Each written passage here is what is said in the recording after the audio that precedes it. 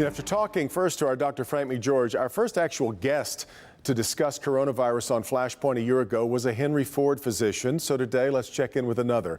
Dr. Adnan Mankara is the Chief Clinical Officer for Henry Ford Health Systems. Dr. Mankara, I'm really curious, as you look back now to the year that's passed, what do you think would have made a huge difference that we know now if we'd only known it then, early on in the crisis when we were losing so many lives, especially in Detroit?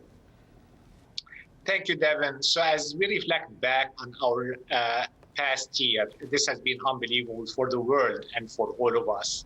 And as we look at our numbers and what we have learned, at Henry Ford Health System, we have managed and taken care of over 41,000 people who were affected with COVID. 11,000 of these were admitted to the hospital. When we started a year ago, we did not have barely any knowledge about the disease and how it is behaving.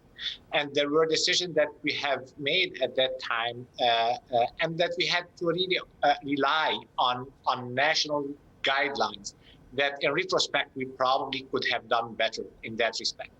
I think we focused initially when the pandemic hit us to make sure that there are two things we are focused on. Is one, to make sure that we are taking care of our patients in the best way possible based on the data that was available to us at that time. And number two, to make sure that we are taking care of our staff, our healthcare workers, our frontline staff, as well as our staff who are in support roles but did not need to be within our hospitals. And these have to some extent paid off, because as we look, when we got hit with high number of cases, our ability to redeploy our staff and to make sure that we are focused on our inpatient helped us save a lot of lives. Unfortunately, we did lose lives, but we also saved a lot in that respect. Did we also learn then that our doctors and nurses might need some mental health care of their own as we work through a crisis like this? Absolutely, Devin. I think you brought an excellent point that I wanted to touch on. One, we knew that there were physical needs for, or at least physical needs for our staff, which are protecting them from the virus. Right. Personal protective equipment, and we worked very hard to do that. And when you asked me, Devin, what we would have learned, I wish that at a national level we considered this to be an emergency the minute we started seeing cases in March of 2020, because we lived through a major crisis in that respect. With respect to the emotional burden that this has carried for the community, but also for our staff, it has been immense. Taking care of people on day in, day out basis, understanding that there are risks that they are taking, but also being the primary caregiver and primary emotional support for these patients. Because remember, we were at a point where we were not allowing visitors to be in our hospitals to protect the visitors and to protect everyone. And we were having people who were very, very sick, whose only support were our nurses, our physicians, and our support staff. As we look back on what happened in the nation's nursing homes, and in particular in Michigan, it sort of exposed a gap in American healthcare, didn't it? That we don't really have a place between for someone who doesn't need to be in the hospital but really can't be at home. And we put them in nursing homes because that was the closest thing that we had. That, in hindsight, was a mistake, wasn't it? I think two things that come to mind in that respect, Devin. One, testing.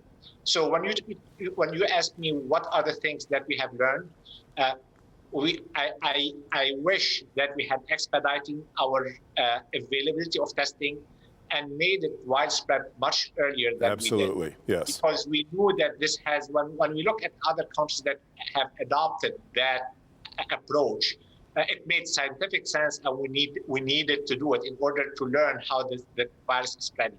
And to that point, exactly that what you brought up is that we knew that we had issues with what we call social determinants of health in vulnerable populations. We knew that we had issues with housing, accommodation, transportation, and our inability to provide to the vulnerable population and our inability to test, I think, contributed to the bad outcomes in certain communities that during the first surge. Yeah. I'm curious about your thoughts about now that we're in the vaccine phase, which has been miraculous that we have 3 vaccines available to us as quickly as we do. But now here's the mayor this past week getting into a little bit of trouble with a lot of people for making a distinction between the Johnson & Johnson 1-dose vaccine and the Pfizer and Moderna 2-dose vaccines. Given that the Johnson & Johnson vaccine test showed nobody going to the hospital and nobody dying, aren't those the metrics that the mayor should be watching, or do you think he's right? So the way we are approaching it, Devin, is the following. We really strongly believe that we need to vaccinate as many people as fast as possible. This is what is going to get things under control for us. So far, we have administered over 133,000 doses at Henry Ford Health System, and we've vaccinated close to 60,000 people. And we want to continue to accelerate this with any vaccine that we have our hands on. So we've been using Pfizer, we've used Moderna, and now we are using Johnson & Johnson in addition to these 2, and we'll continue to do these things. Because the faster we vaccinate our community, the better off we are. When we look at the data with respect to Pfizer, Moderna, and Johnson & Johnson, there are some differences in these vaccines. There are differences in some of the efficacy, but we know that Johnson & Johnson is not a bad vaccine. To the point that you brought up, we know that it has significant protection against having people have very severe disease and being admitted to the hospital and dying of the disease.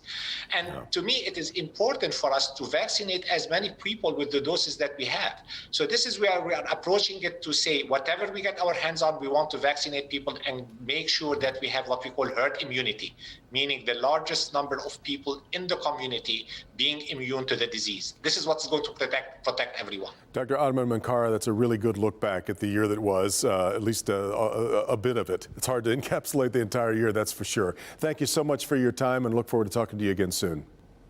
Thank you, Devin. You bet. Back with more in just a minute. Nolan Finley and Stephen Henderson will join us with their thoughts as Flashpoint continues.